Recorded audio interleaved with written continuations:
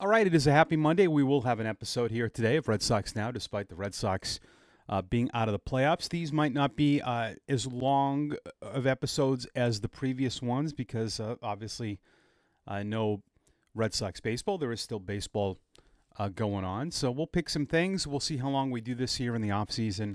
And so happy to bring this year, first year of doing Red Sox Now, presented by the good folks at FanArch. And hit that subscribe because we're at almost 2,000. We're knocking on the doorstep of 2,000 subscribers, which is absolutely fantastic. And a happy Monday to the Patriots fans. I know we have fans everywhere. What a game last night. I stayed up for that game. That's late for me. Fantastic.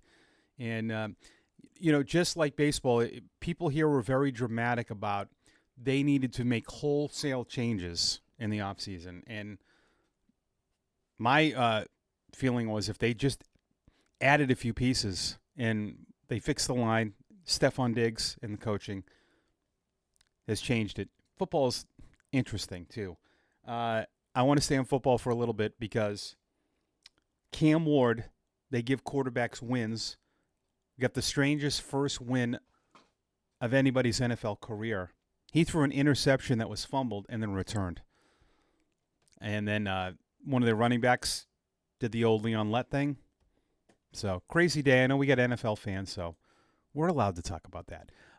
American League games were crazy. You see why Toronto went full force to get the top seed, right? If it was reversed, the Yankees line up their pitching better. Now, I know Fried pitched, but they had a guy that began the year in AAA who went 5 1/3 hitless. Is Savage. 5 1/3 hitless, 11 strikeouts. Now they know how it feels, huh?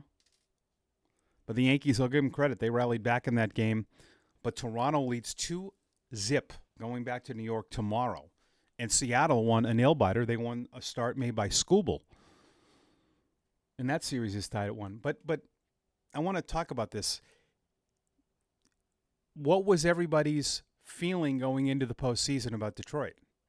Doesn't matter, right? Now, they certainly could lose the next two, but they lost 5 of the last 6 to Cleveland. They blew a 15.5-game lead. Cleveland's home.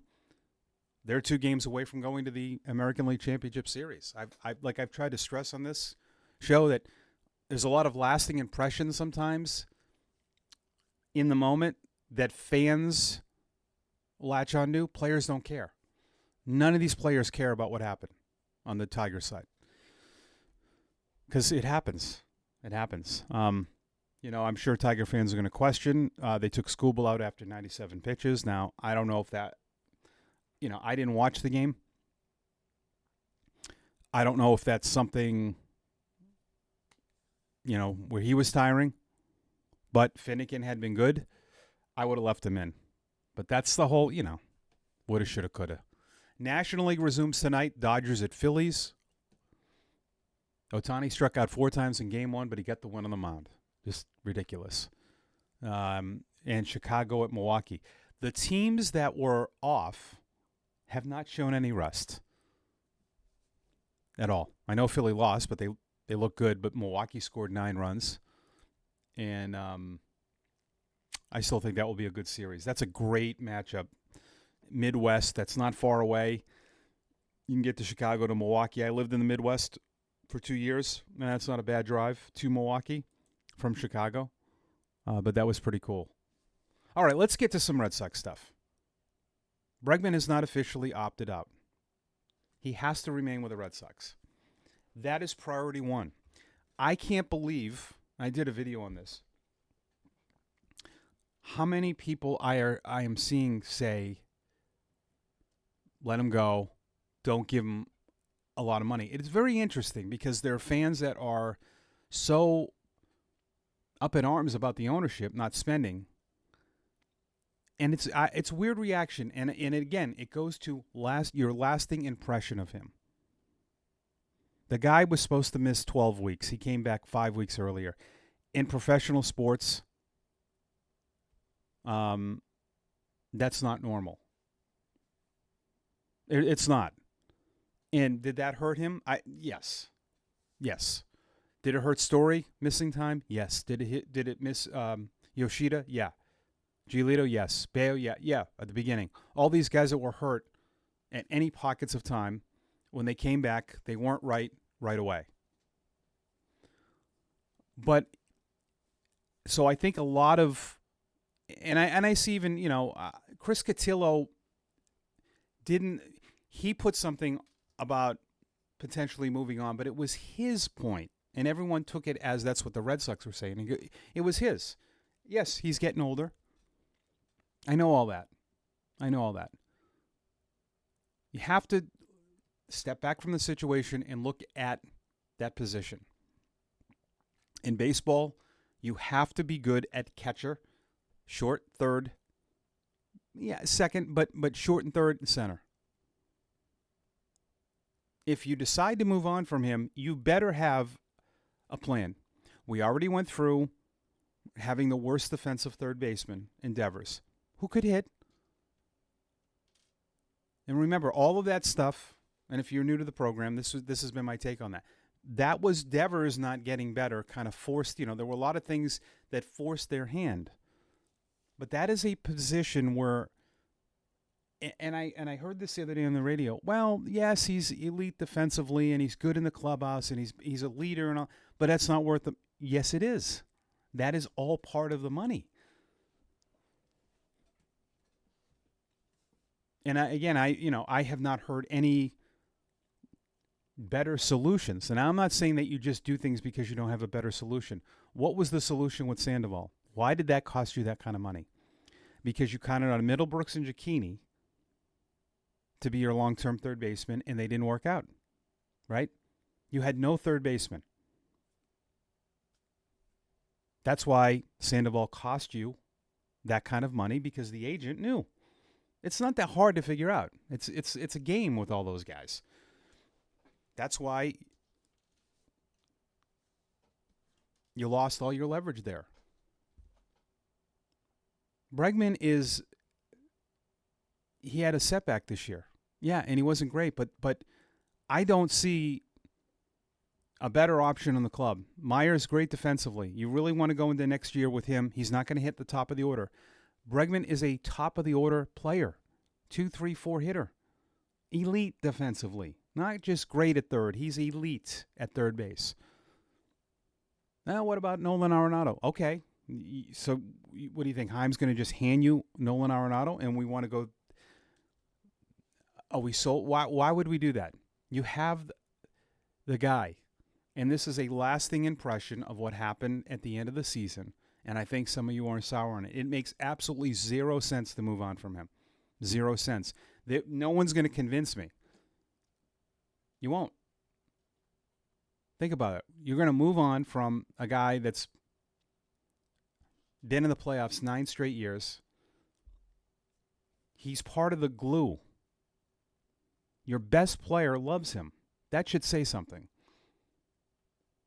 That's not an issue. You keep that going, and then you move on to build.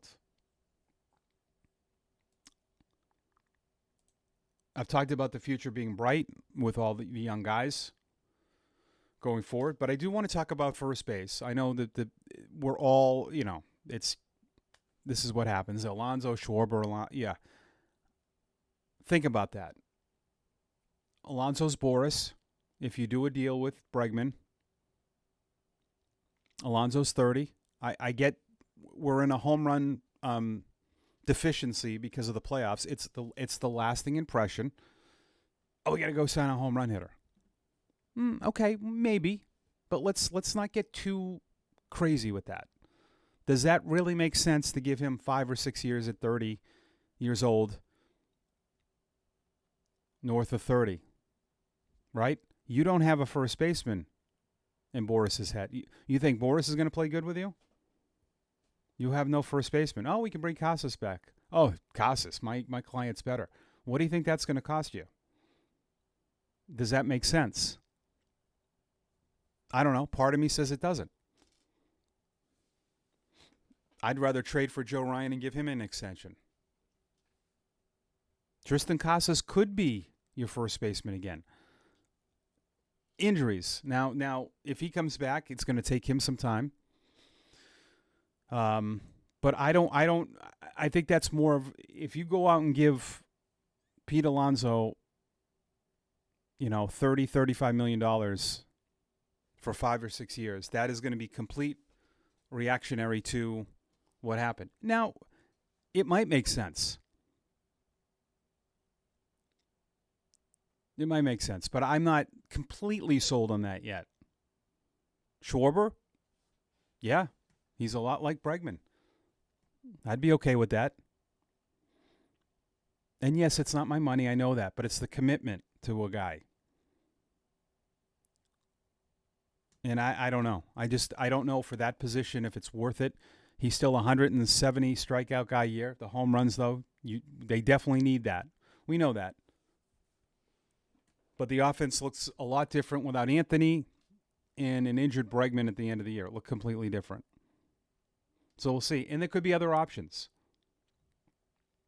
But I don't know if we have to immediately go to that's a definite, especially with it being a Boris client. But I want the Bregman thing solved, and I'm okay with bringing in, trying to get Joe Ryan, trading assets for Ryan and giving him an extension. That I would almost rather do over Alonso. But we'll see. We'll see how that all pans out. But I'm not totally against it. I'm just not completely sold like, yes, definite. You definitely have to do that.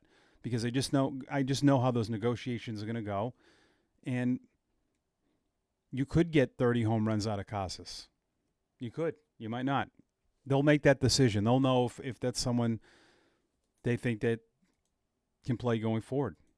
Who knows what his year would have. It could have gone south. It could have gone way the other way. And we wouldn't even be talking about this. So it's interesting. That's an interesting position. We circle back to first base yet again. All right, let's get some comments from the show on Friday. At Sam Blethyn, thanks, Mike. I've been a Red Sox fan since Ted Williams was playing. When I was growing up, my entire family hated the Yankees. Yep, me too, Sam. Even though I moved from Maine to Oregon nearly 30 years ago, I still watch the Red Sox. Great. That's awesome. A lot of minor league baseball out there in Portland. And maybe they'll get a team. At the Shadow of Truth, 7561, considering all the injuries the Red Sox suffered this year, it's amazing they got this far. Yes. Next year looks promising. Hopefully everyone is healthy. This year was great learning experience for the young guys. I wanted to talk about that quickly too, though. Injuries.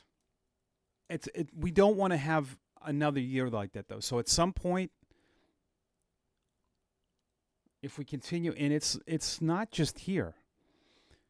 There has to be some talk. I know these strength coaches and organizations have meetings. These guys are I bet there are Red Sox players that are already back in the gym a few days after. That's Alex Cora's talked about that. They're too ramped up right after the year. So while no doubt they overcame a lot, I don't want to keep seeing this many every year. And I don't have the answer to that. I talked to a trainer yesterday. Athletics trainers are preventative, and they help the players get back. They are not the ones that train them.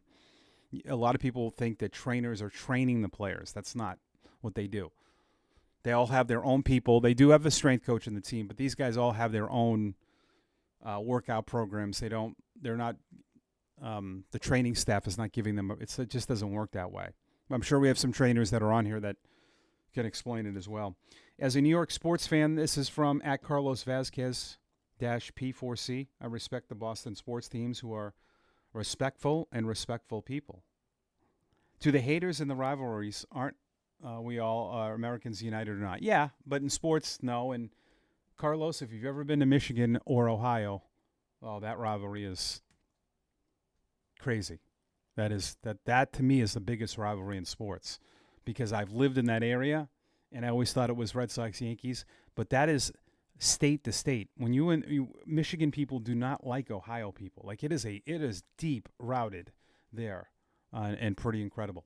All right, Monday we're done. with our episode of Red Sox Now. Playoff games all week. We'll talk about it on Tuesday, and if any Red Sox news breaks, we'll talk about it. Make sure to subscribe to the channel, comment, like on your way out. Follow me on social at The Radio Mike. And as always, go Sox.